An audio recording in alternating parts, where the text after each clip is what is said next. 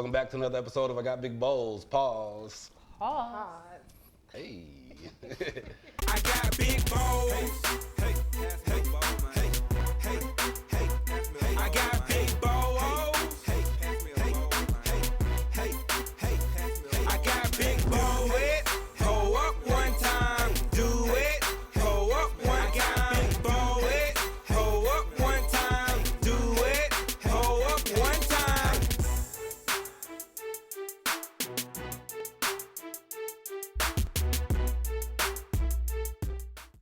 Hey, once again, it's on. It's your boy E1 Don signing on. Salute. That's E the number one, DON on all social media. You can just add a salute. If you're looking for me on Twitter or Clubhouse, I don't really Clubhouse too much, but I'm interested in talking about some stuff. If y'all got some stuff to talk about. And the show's brought to you by CrunchTimeMedia.net for all your photo, video, merchandise needs. You just go to the link in the bio. It should get you there. And also, we are live Hip Hop Daily. A lot of great shows, a lot of great programming. This is one of them. I got big bowls. Pause. We got more cereal, we got more guests, and we got more bowls. Pause. Got my co-host in the building, Ariel. Hey y'all, hey. Aerial coverage. Make sure you follow Video Vixen Visuals for all of your photography, videography needs. And so let's get it. Yeah, we're gonna link the pages. It's gonna be links everywhere, so you'll be able to find us real easily. And we got a real special guest in the building. We got Kayla Oliver, the girl who speaks dog. That's me. Run down your social media right quick, as if I didn't just say it, but. Kayla Oliver, the girl who speaks dog. You got it That's right. the social media. So Yeah, we're gonna get into what she got going on. And like always, we're gonna get to some cereal, a lot of new flavors. So, Kayla, the girl who speaks dog. What's up? You're a dog trainer. I'm a dog trainer. Yes, tell us a little bit about that. How did you get into that?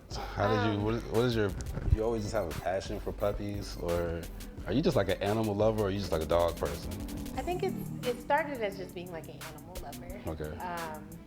Growing up, like my parents wouldn't really let me have a pet of my own. So I think that like in true Scorpio fashion, like this is gonna be my life's work now. So I think that was a big like part of it. And then to like my business name, or the girl who speaks dog, like a lot of people hear that and think like dog whisperer. Right. It's what you said, I think, when I got here. Yeah, but that's coined. That's Caesar Milan, the dog whisperer. Yeah, I didn't know if that's No. actually a phrase in that community, or if that was just his thing. Yeah, I don't touch it, because Okay. we know that, You're you right, know right, about him. So really though, the girl who speaks dog has kind of multiple entendres, if you will, because Right. like when I was younger, I had a speech impediment and I really wasn't well spoken. Right. So even like doing this is crazy. Like Right. that I can do this, Growth. feels good about it. Yeah, absolutely.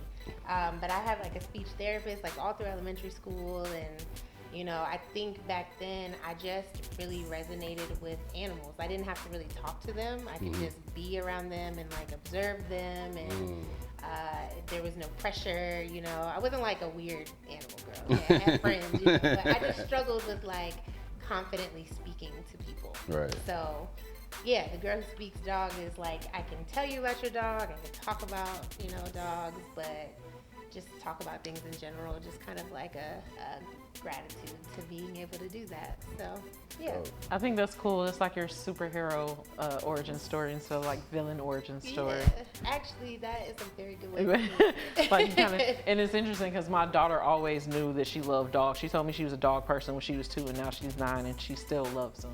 Yeah. So that's also really interesting to me. Now I have a question. When you say you can speak dog, does this also include like human dogs? For instance, if someone was to come at you with some game like Future, or like that Toxicity, can you recognize the dog in them? I feel like I can, because I've trained a few of them. You know, I feel like I can sniff that out.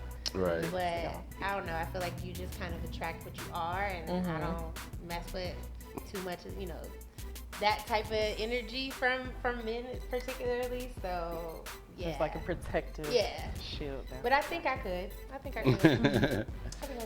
So like, I know we talked before, because I brought my dog to you, and you know, so you went from not being able to have a pet to having like several at all times, potentially. Right, yeah. As you board and train. Yeah. Tell us a little bit about your program. So I think the most popular thing and like what people see on social media a lot is my board and train program. And I kind of call this more of like a therapy program for dogs versus it being so focused on just like basic obedience.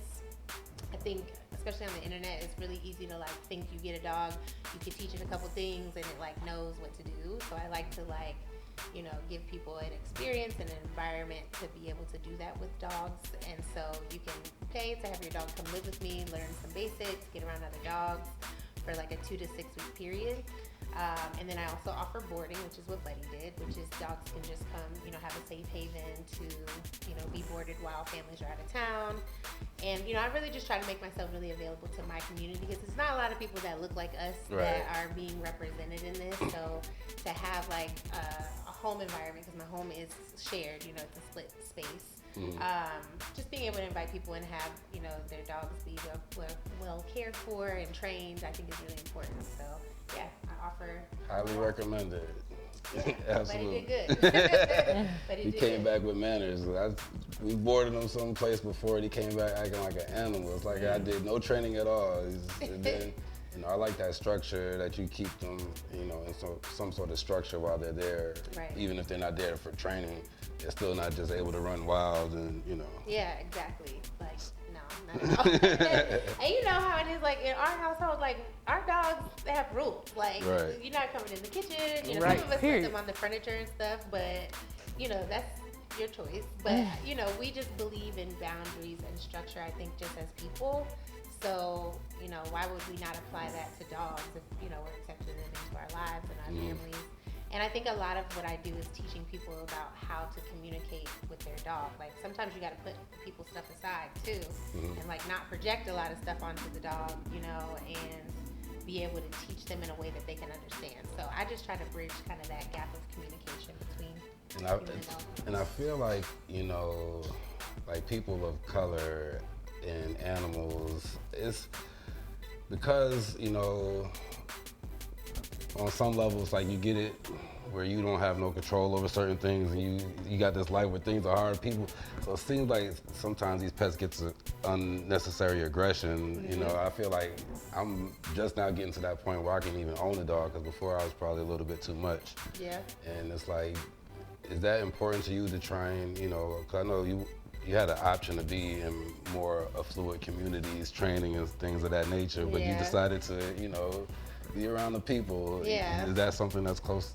that's near to you that, you know? Absolutely. I think it's like, to me, what drives me more so, like, because to be honest, we all have jobs and passions, but they get tiring. Like, y'all love doing this, but it's the same routine, setting the cameras up, getting everything ready. So, like, you know, that isn't what drives you to keep doing it. It's the connections you make, the people you meet, the conversations you have. And I just feel like, you know, dogs are my way to do that in my community, you know, and I feel like there's so many of us, we all in this room have family members who are either scared of dogs or think it's crazy we have a dog, or they have a dog and they leave it outside, you know, because I feel like our relationship with dogs is very deeply rooted. I mean, it dates way back even to like slavery, you know, where we're the ones who kept these dogs, trained these dogs, you know, fed them, and they also turn around and use them to kill us. So it's very deeply rooted why, you know, there's so much disconnection between the Black community and pet ownership.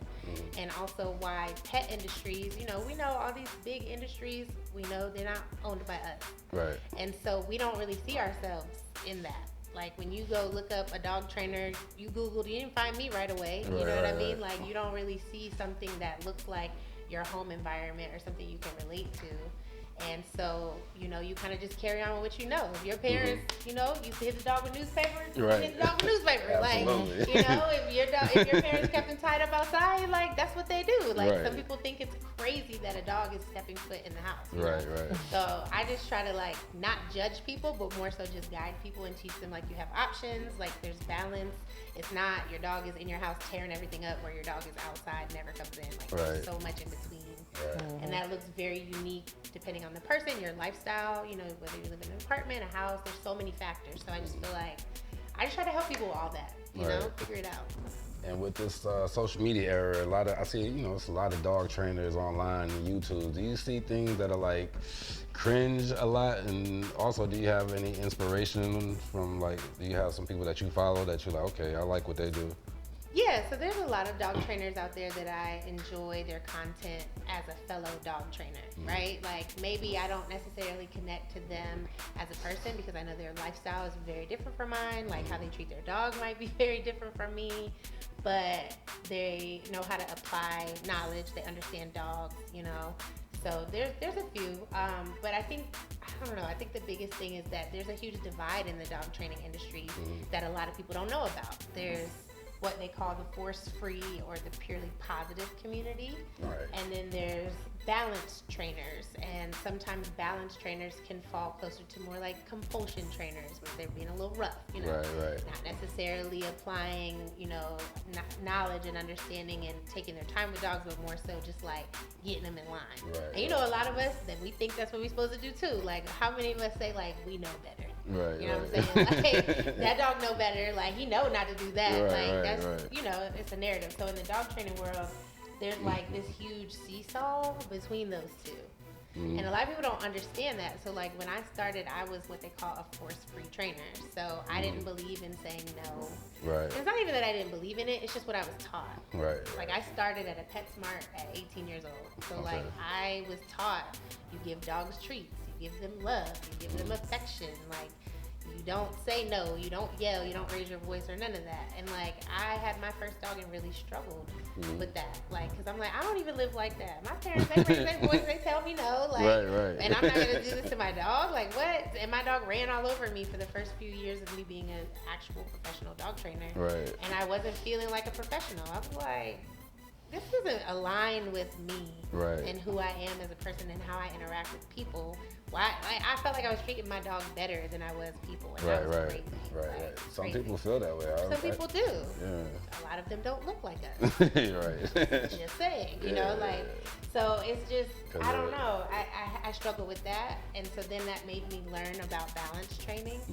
And so I think when it comes to like, am I inspired by other people? It's like I am. I feel like I learned so much from other dog trainers, but I also feel like I have a whole different flow. Like I bring a whole different perspective to dog training that I don't really see.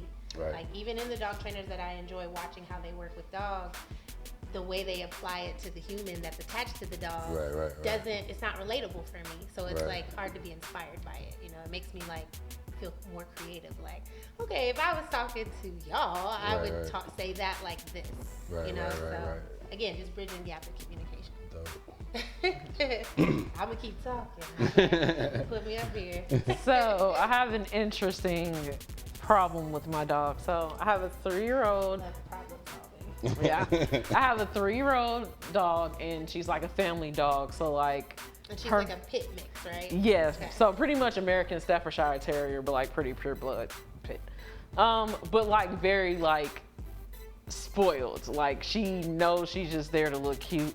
So she's not like a guard dog type of dog. Like she's just like, protect me, yeah. Like she's not like overly timid, but she's also like, okay, I'm gonna be over here until I feel you out and then I'm gonna want attention. Okay. With that being said, when I leave the house sometimes and I leave her out to protect my house, because that's partially what she's there for, she goes and chews my underwear. And I've noticed that she also does this like if I'm starting to date someone new.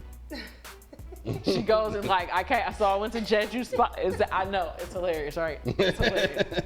We can laugh, pause. Not her being mad that you smell different. You know what I'm saying?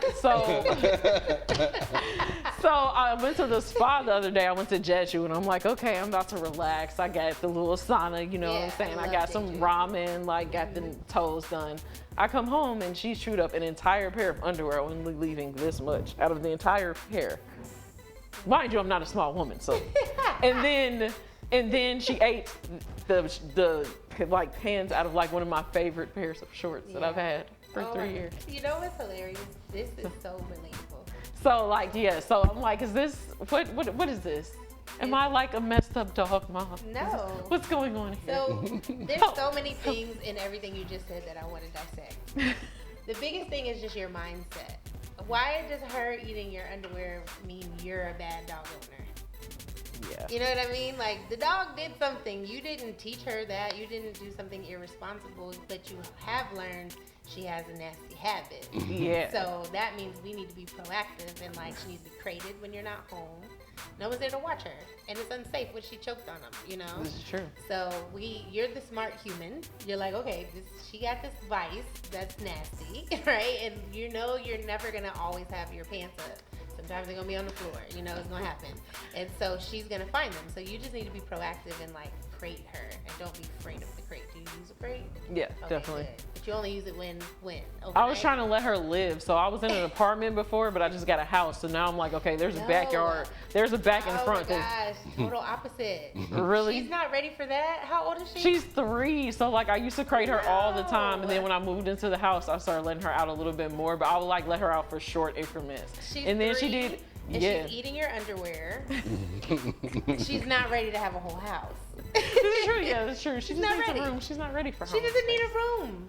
She needs Sure. to spend time with you when you're available to spend time with her, and you need to be creative and fulfill her needs when that time is available. And when you can't watch her, she needs to have a place to be where she can be nice and calm. And that's it. And it's that simple. It doesn't have to Yes. be emotional. You don't have to feel guilty. Nothing. Cause like I'm None of so that. I'm in like dog groups on Facebook, and like my God, I got eaten alive one time Wait, because are I said you I on want. Black Girls with Fur Babies? No, but I'm gonna join it. 'Cause I've actually come across you before There's at like- some point. I've come across your Oh, face. I you realized have? it once you started talking. Yeah, I was like, Okay. she's gorgeous. Thank you. Well, I was like, it was like somebody's gonna buy a dog just to get it with it, just to get it spoken to. Oh my gosh, that's so funny. Thank you. But no, yeah. So like, I remember one time I had said that I wanted her to have a litter at some point, like a Catahoula, yeah, and yeah, they ate me alive for that. But that's because I know both of her parents, so it was like a one and done thing. It's emotional still. You talking out of emotion. Those things don't need to happen. Right now, I just gotta pause and shift just for a second. Right now, y'all, in Atlanta, Georgia, we are in a state of crisis with how many homeless dogs there are. And not Right. on some regular shit. Like, I used to work for both Fulton and DeKalb County Animal Shelter. And there were hard times, but right now it's different. Because everybody got these dogs during the pandemic.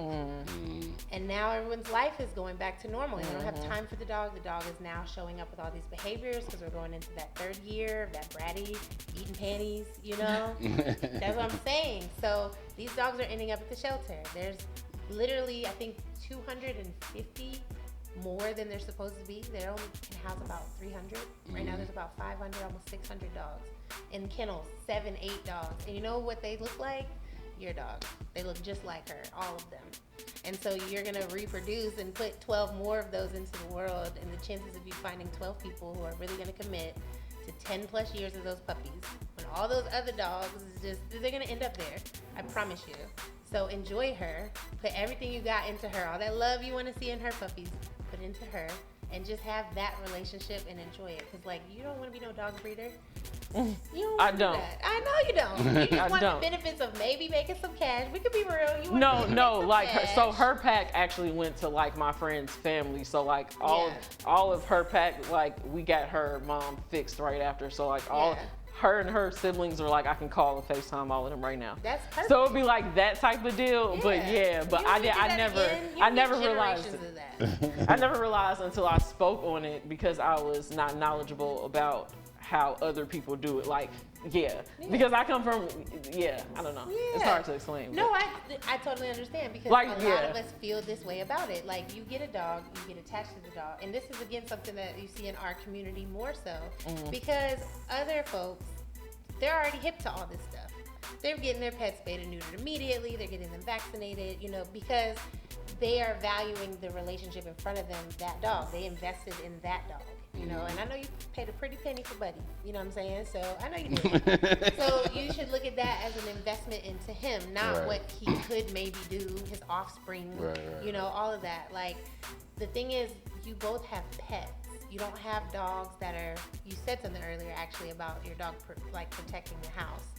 We as pet owners put unfair jobs on the dog. Right. It's not your dog's job to protect you right now if a robber breaks in. It's your job to protect your dog. And we have to like shift our mindset out of like putting these unfair expectations onto dogs. But you can teach her to be a protection dog if you go to training for that, you know, hire a trainer that specifies in that, you know. But I don't know, y'all. We just have it all twisted. And that's what I'm saying. I feel like I'm the one who can have these conversations and they make sense, you know, and they just offer a different perspective. Yeah. And then also remembering at the end of the day, it's your damn dog. So if you want to get her, you know, mated and you want her to have puppies, you also have that right. But it's just thinking about what that does for the dog and for you. It's like extra stress. I don't feel like either one of y'all need. She already sounds a little scary. Yeah. She don't need to have babies, get charged with 12 puppies. Lord, you giving her a whole job. She gonna be like, what are we doing? All those puppies on her. So, you know, just think about it like that. But I will tell you, as far as the panties go, the reason I said that was relatable is because I had a dog. My very first dog did the exact same thing. And there were days that I wanted to strangle that dog. It's always my favorite pair. Like, it's the no-line ones. I'm like, can you not eat the grannies that I got from Walmart? You're getting the Victoria's Secret that don't show. My dog, it was not only underwear, it was pants, too. Yeah, it was shorts, like the entire... Yeah, the entire crotch. Just a big old hole. I was like, great, Can I thanks. tell you something? I'm going to tell you a story. Oh, my God. One time, y'all, this is embarrassing, but I gotta tell you. So I used to bartend, because back when I was younger training dogs, I wasn't making money like I am now, you know? So it was like I had to work 3 and 4 jobs. So I used to bartend at nights, right? So I went, washed my clothes, right? Put some jeans on, went to work. I'm at work, and I'm like...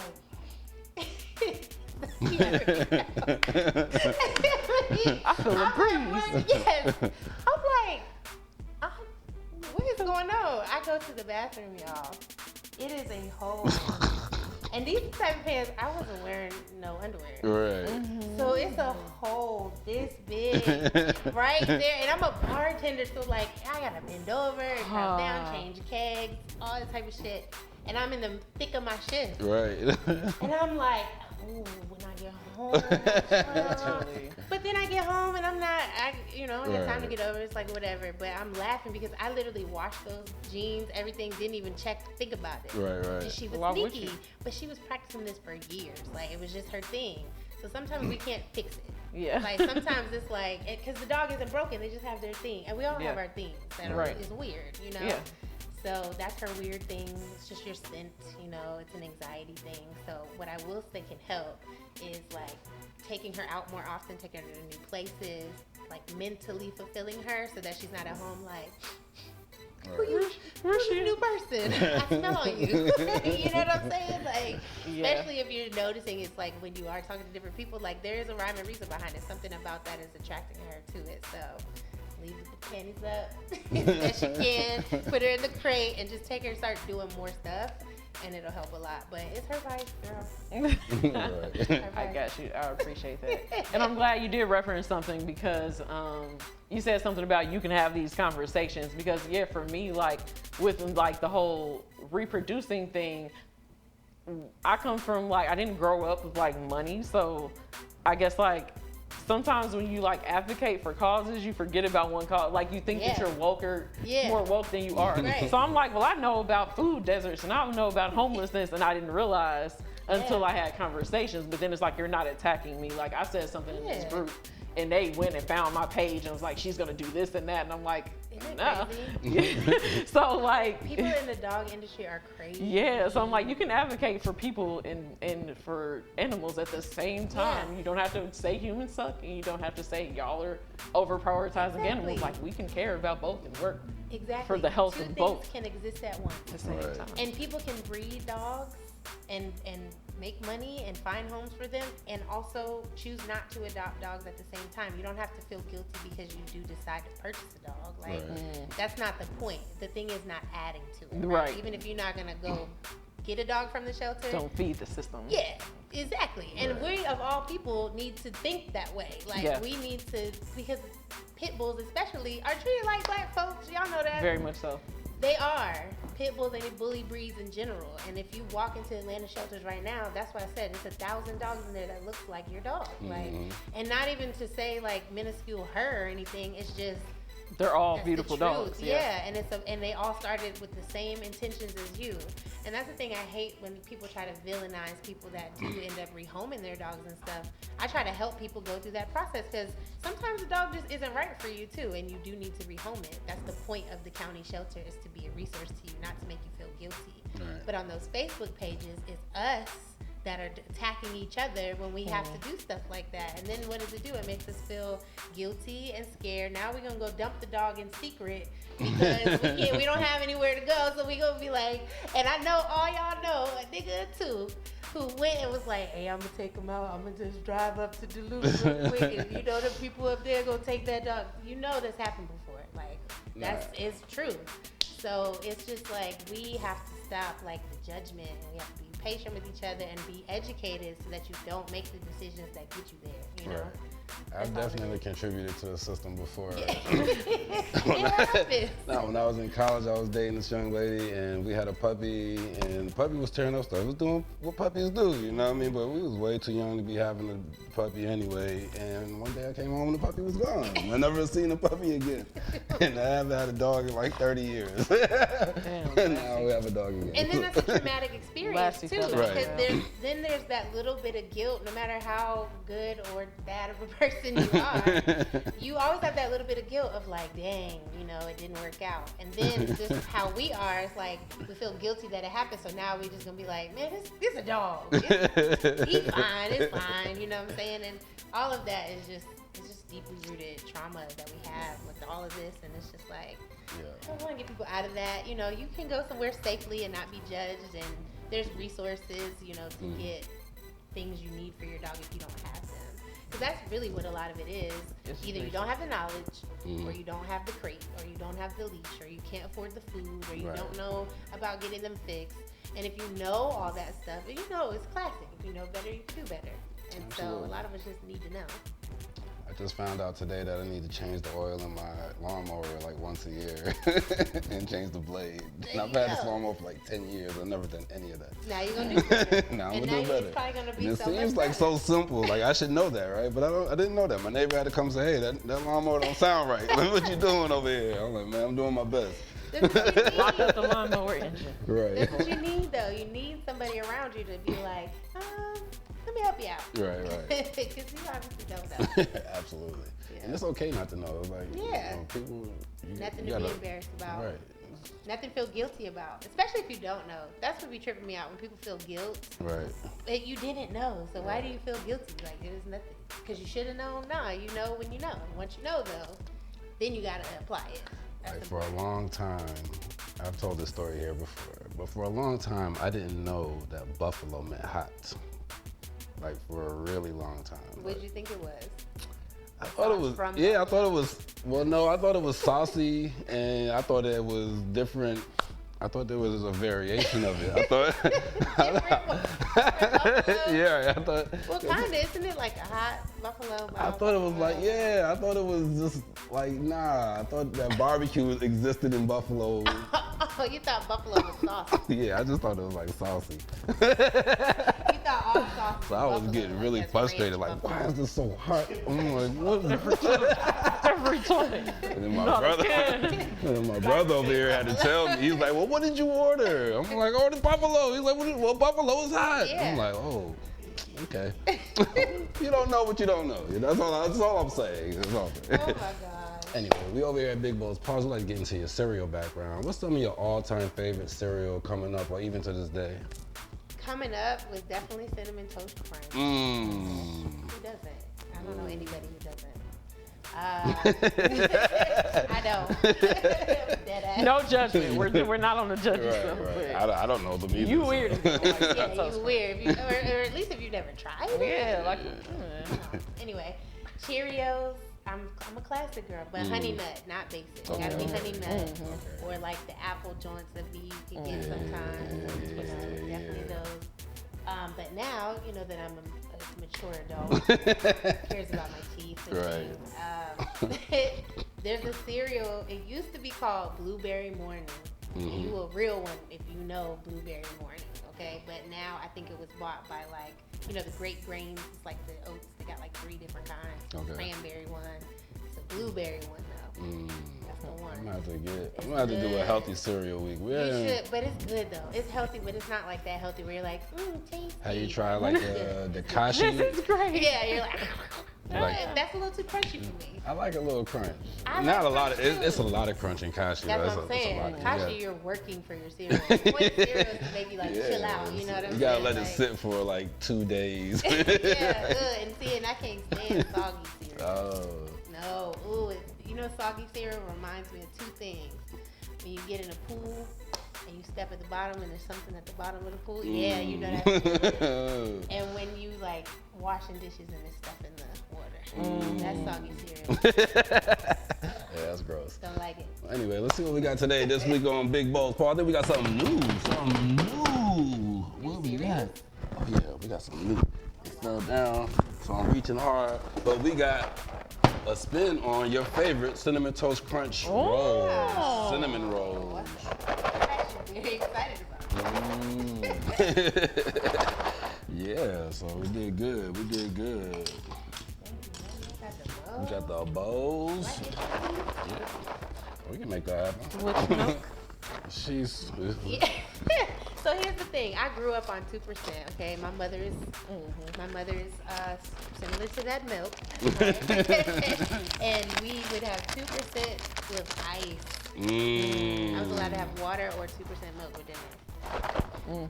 So there's like a little bit of a traumatic A thing. little behind 2%. love, hate there. Yeah, where it's kind of like, but it's also like, come on, I love 2%.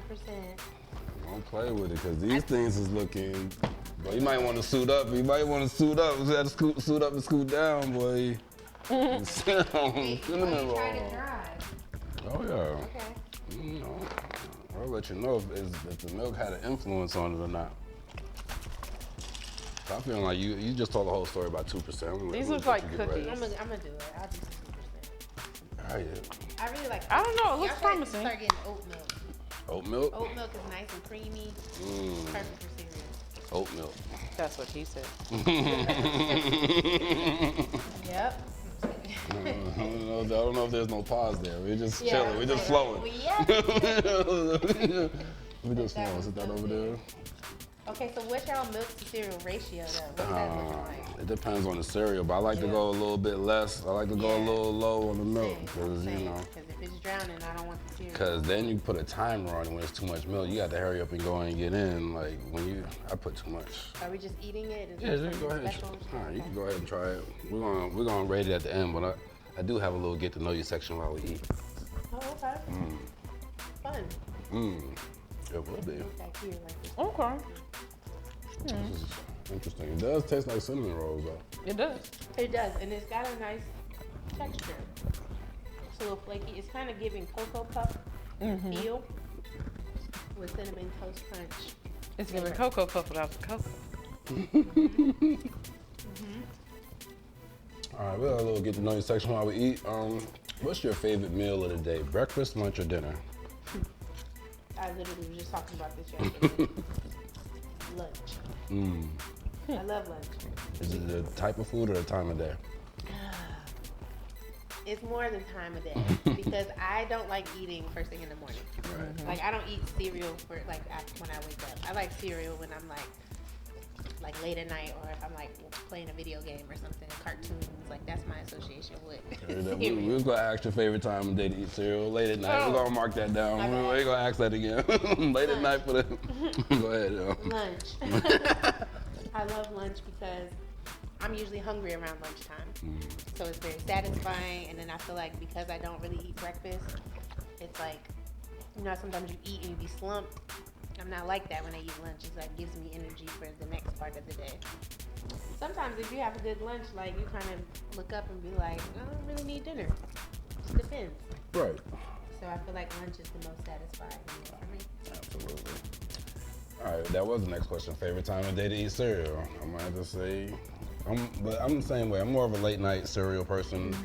I don't like cereal for breakfast. I like a hot breakfast if I'm gonna eat. I don't like to eat before noon necessarily, 11 noon, but I still like breakfast though. I want some pancakes. Everybody likes breakfast. Right. I don't like the time though. Yeah. What about you down there? You must be liking these because you quiet. Oh yeah, I was in there. I was thinking about that. I don't like breakfast in the morning. Yeah. I really don't. It's not gonna hit the same. My body isn't like primed to want it. It feels like kind of like gluttonous. Even if I'm hungry, it's just like I still would rather have it at like noon. Yeah. Right. Feel that. Pretty good. All right, if you could have a bowl of cereal with anybody, dead or alive, cereal and conversation, who you having a bowl with? Tracy Ellis Ross. I like Tracy. That's our first Tracy. What kind of cereal you think Tracy Ellis Ross will have y'all eating? I would put her onto that blueberry cereal. Right. I just feel like she would be with it. She gives me something unconventional. Probably eats Kicks or something. I would judge her. Kicks or Pops. Oh my god. But I used to sugar up some Kicks when I was like, I went through a phase. I don't know if it was a poor thing and we must have like got some donated, but I remember there was a summer where I figured out if you put a whole bunch of sugar, Not bad. bro, it's Right. amazing. Yeah, but it's not a go-to. But yeah, definitely Tracy Ellis Ross. Maybe Jamie Foxx. I feel like he would be fun. Jamie Foxx would probably be very fun to have cereal with. Peanut butter jelly time. When making a peanut butter and jelly sandwich, do you prefer a spoon or a butter knife? Depends on like what seems readily available. They both right there. They both clean, If they sparkling. both there, if I'm getting a knife. Sparkling. Gas. A little bit of what? Y'all more spoons? I'm a spoon. The knife is over I'm a there. spoon He was late to the knife was late to the party, like a true knife person. If they're sitting right next to each other, I'm getting a knife. Because, Like, come on. Scoopability. but if the spoon is hot, hot. it melts off, especially if you're making peanut butter and jelly. If the spoon is hot, and you This put is it. futuristic. If the spoon I is do that with ice cream, but I ain't never did that. If the spoon is hot or warm, you put it in the peanut butter and melts the peanut butter onto your Oh bread. man, this is next level. And then, especially then if you use it for the jelly, it still kind of like makes it a little bit more spreadable. And then, yeah. So how are you heating up the knife? Like Hot water? usually if you get it, either I run it through the like literally flick it a couple times, or if you get it right out the dishwasher. Like if you so happen to make it after I was that. about to say, that seems very perhaps, but Yeah, usually I just, I try it out. I think for me, the spoon it's the mushing of the bread that kind of has to happen somewhere. Oh yeah. It's It a little, does. Or you're gonna have a big glob of something on Yeah. the spoon you gotta eat off. You know what I'm you saying? don't have to eat it, but it's lovely. That's part of the pleasure. I'm gonna go jelly first, Oh, and then the peanut butter. I kind of want to ask y'all a question. What's up? Are we doing grape or strawberry jelly on our peanut butter jelly? No, what are we doing? Not like thinking about it. Strawberry. Like, what are we I'm a doing? strawberry I'm girl. going grape. I'm going grape. Yeah. Strawberry girl.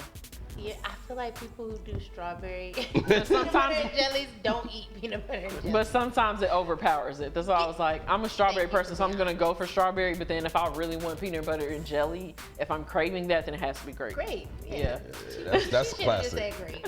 That's classic. Great. Some yeah. people do apple jelly. I like apple jelly on toast. Yeah. But not with peanut butter. It's weird. not, yeah. It's weird to me.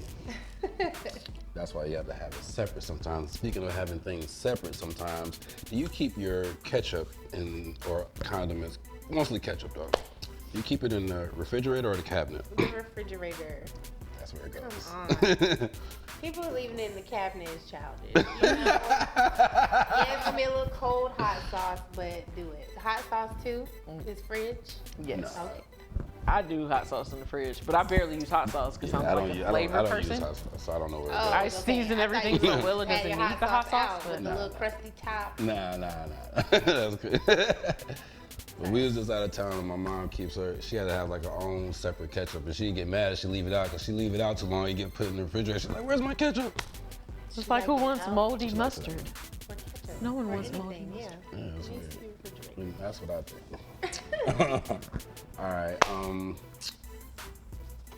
I'd like to ask, I guess, what's your favorite curse word or phrase? If you don't curse in public, then you can just give us the initials. I But curse. I work with dogs. Right. what's your favorite one when the dogs ain't listening? Oh my God, favorite? I don't know, because you're not thinking about it. I'm pulling this one out. You just say it.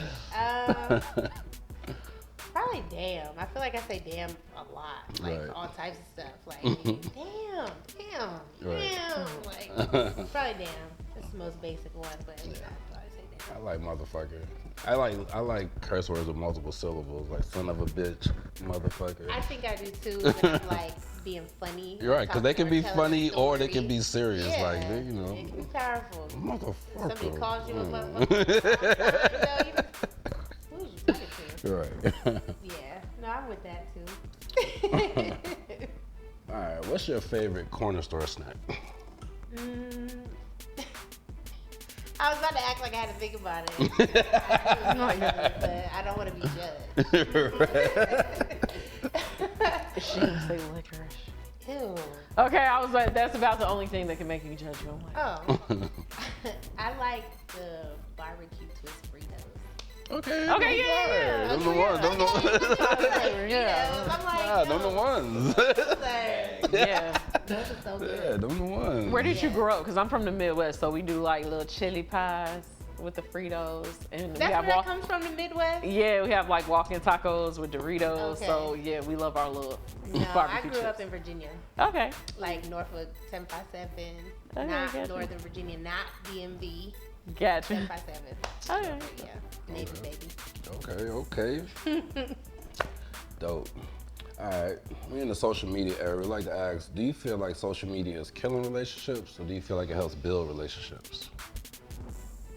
It depends on the relationship, right? Like, and what type of relationship are we talking about? Because I've made great relationships through social media. Right. I've also had relationships very much surprise me because of things that are happening on social media. Right. So I think it really depends. Are we talking romantic relationships? Whatever my interpretation was. Yeah. I hear relationships and I no longer, sorry, I feel like I keep hitting the mic. I no longer immediately think about partners, Right. like romantic partners. Like when I hear relationships, I think about really dogs and people. Like it's probably the first relationship I actually think about. But so I feel like social media has such a like beautiful way of like just putting your eyes on stuff you never thought you could see. Like. You know, so I feel like it can be impactful in a good way, but I still think it just depends on like why you also use social media. Right. Like it's all entertainment, but what, you know, how you entertaining yourself and what other commitments you have going on in like the real world. So I always like to say it builds, excuse me, it can build for like business, but sometimes personal is like, you didn't like my thing or you didn't repost Yeah. my thing or that's like the attachment to what you're getting from social media though. Like we have to kind of stop and ask ourselves, is that social media doing that, or is that just your perception of what's happening while you're on social media? Like that, and there has to be some accountability there. Right. Because personal can also, it can build you up. Like there's so much DIY stuff up there. Right, like right. travel, you can get so many ideas and build up your personal that has nothing to do with business too. So Absolutely. I think it's just always like where you're at in life and like what you're using it for. Right. It's like the And internet. even on the business side, you still have to have the same type of balance in how you look at it, because you can think, oh, I'm posting my business and nobody's supporting me. The whole time it's an algorithm, or they're supporting you in real life, or they don't have the money because it's inflation, recession, whatever. So No, that type of so thing. True. And Yeah. just the, I don't know, the overall like pressure that comes with social media, I think that does affect all relationships, whether it's the pressure to like Definitely. keep posting so that people do find you and they do buy your stuff and work with you, or like just to be present, keep up with people, respond to messages. You know, there's just, I don't know, when did social media become so complicated? Right. Like back when we had MySpace and we was Right. little coders, going and changing colors and stuff. That's when it was fun and we was creative. People and started now- making money off social Yeah. media. Right. That's what I think made Yeah, it that's look- probably it. Back then, the most drama was top 8. Right, you're not in your Yeah. top 8. Then they That's gave you it. 16 because it was too tough for the 8. Like, random, but apparently Elon Musk announced when we were on the way here that now if you're unverified, you're only going to be able to read like 600 tweets a day. Verified users can read 6,000. If you just made a new account and you're unverified, you're only going to be able to see 2,000 I tweets. don't 200, have Twitter. 200 tweets per day. Wow, I So don't have Twitter. we might just be getting that little break from social media that we all Definitely. wanted a little bit stronger than we Yeah. thought so. Speaking of that, how do you feel about dog pages? Like, like dogs that have their Like, own. all these topics personas. that I literally was just talking about. Like, so yesterday, and this happens like every couple of days. I feel like Alignment. I don't like. Yeah, it's crazy. I'm in the right place. I don't. I hate this because I have so many clients that do this, and I don't want anyone to be mad at me. I really hate when y'all talk to me through your dog page.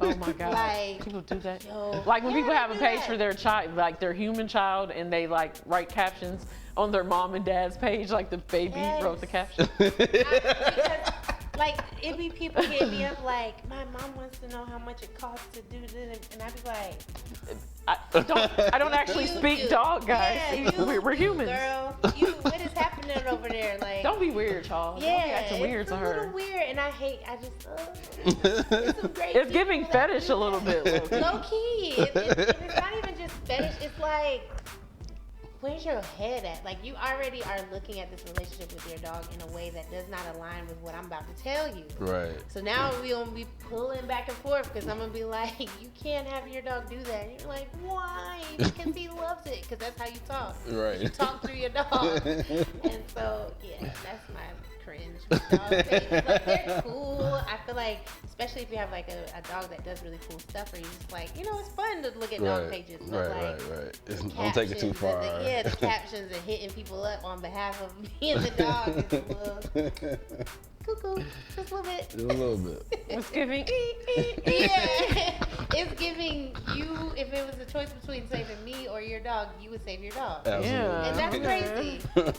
That is crazy. Like, people really think, like, and people be proud of that. Like, that's my dog. He had to go because he's about to kill my dog. That's a dog. Right. That's a human life. Right. Like, I love my dogs. I'm the girl who speaks dog. But Right. if it was right now, somebody came in here and was like, I'm gonna kill your dog or I'm gonna kill you. I'm not, hey, thanks for having me, man, Right. but that's my dog. No! Okay, so I have a random question that just popped into my brain based off of this. Yeah. So there's a man, I think he's in Kentucky. He identifies as a Dalmatian. How much is there a price that somebody could pay you if they identified as a dog for you to train them? It has to truly not be a kink. Yeah, exactly. That's the weird thing If about it. it's I'm a like, how kink- much is identity and how much is kink? Yeah, that's what I'm saying. I'm probably just not messed with it in general. Yeah. Because it's a little crazy. Right. But if it was a kink, then nothing. Because that'd be the crazy ones. Right. You're gonna have Yeah. them come board and train and they're killing you in your sleep. Right. Like, You no. gotta stay in the crate with the locks on. Right. Yeah. But if somebody wanted to meet up in a public space for an hour a week so I train them, I'll do it. I'll be like, hey, y'all, I'll pull out y'all cameras. Right. It goes viral. I would do that. Shoot. That is not a question I expected to ask when we It sat was a down. good one because I've never thought about that ever. But I'm like, who am I as a person? Would I do that? Right. I would. Under my stipulation. I would. All right, last but certainly not least, this is not a kink, but I guess it could be kinky. We'd like to ask, I guess, you don't have to answer this question from your perspective. Maybe you're giving advice, or it could be however you want to answer it. Okay. But how long do you think is a proper amount of time to wait, or guys should wait before going in for the butt grab on like a hug? If it's like dating and they think is, if it's something serious, is there like a set amount of time that you get in the friend zone? Like, when do you make your intentions known? I'm just chuckling because our range of topics today have just really took a turn. We've gone deep and philosophical. And now gender we're at identity and when now. can we grab the cheek? yeah. I think that kind of stuff is situational. I'm not a good definite person. Like, Right. I'm not good to be like, well, it needs to be about at least a month. Right. It's like, It's the vibes. yeah, it's about a vibration, but at the same time, like, I don't know. Don't I go guess touching I me off the rip. I just think it would be awkward for a man to be calculating that anyway. Like, you haven't even met somebody yet, and you're calculating when I do meet her, how long can I touch her until I can touch her On the butt? second drink, I can touch her butt right Yeah, after. like that. Right when it gets to the ice. That sounds very. So that's what you was. I was just saying, like, if you was telling your nephew, like, you say, don't. That's not something you need to be thinking about. I'm just such a. See, you asking the wrong person these questions. It's like, if my nephew was like talking about wanting to touch somebody's butt, I would be like, why? Just to see what he was saying, like, because it might feel good. I would more so engage in thought than tell him, like, you have to be this age to touch a butt. It's a butt, It's a butt. but I don't know. It's the vibes. I think It's the vibes. It's the vibes. Like, I don't know. Don't be disrespectful. I think it's more so than time. Like, You're right. you know when it would be disrespectful or it would be cute. Like, Right. Pay attention. why are you making that face down there? I was like, do they? I mean, if you don't, then you shouldn't be worried about touching butts. Yet. Absolutely. There's a couple other things in life you need to be thinking about than touching butts. Hello. All right, we're going to get into the cereal review portion of this show. This week, we had Cinnamon Toast Crunch Rolls. I'm assuming the rolls is for cinnamon rolls, but it already says cinnamon, so I guess they didn't have to say cinnamon again because that would be a little bit redundant. Cinnamon Toast Crunch cinnamon rolls. I think that would have been fire though. You should have put cinnamon rolls. I don't know. Shaped like cinnamon rolls. They almost taste like cinnamon rolls. I wish I had some Cinnamon Toast Crunch here to kind of know how I was feeling. But anyway, one thing I guess, Kayla, Oliver for coming through and having cereal with us. So we have a 0 to 5-0 rating system. You can do half and wholes. 1.5, 2, whatever. 0 to 5. What do you rate Cinnamon Toast Crunch rolls? I give it a 4. She likes it. Yeah, it was good. It was really good. But 1 point off because I can tell it gets soggy fast. You're right. Yeah. It was very Fast. cookie dough-ish. Yeah. Yeah, I give it a 4 as well for the porosity, if you will. Yeah.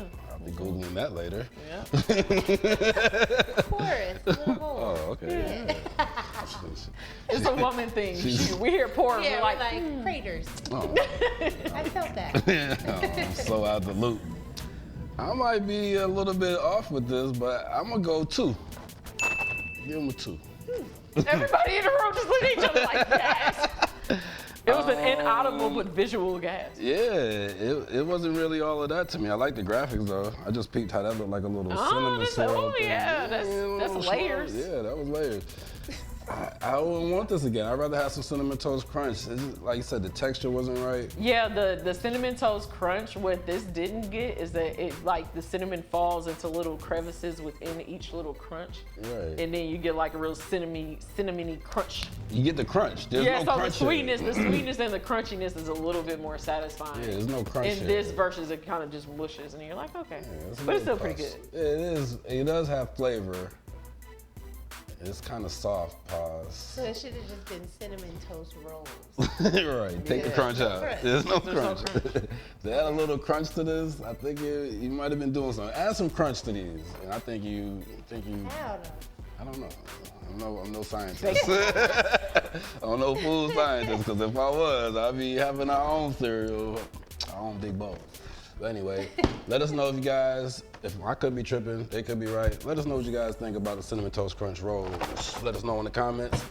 Like, subscribe, share, all of that cool stuff. One thing I guess for coming through, the girl who speaks dog. Oh yeah, Kayla. I was like, are you Kayla? The girl who speaks dog. Absolutely. Any last words? This is cool. Thanks for having me. You guys can follow her, and if you're in the Yeah. metro Atlanta area, can people send you their dogs from out of state? And they're like, Oh, for sure. Just hit me up. Okay. The girl who speaks dog. No weird spelling. Real easy. and we'll see you guys here. Not necessarily next week. Whenever we see you guys here is when we'll see you. So, out of here though. Thanks, Peace. y'all.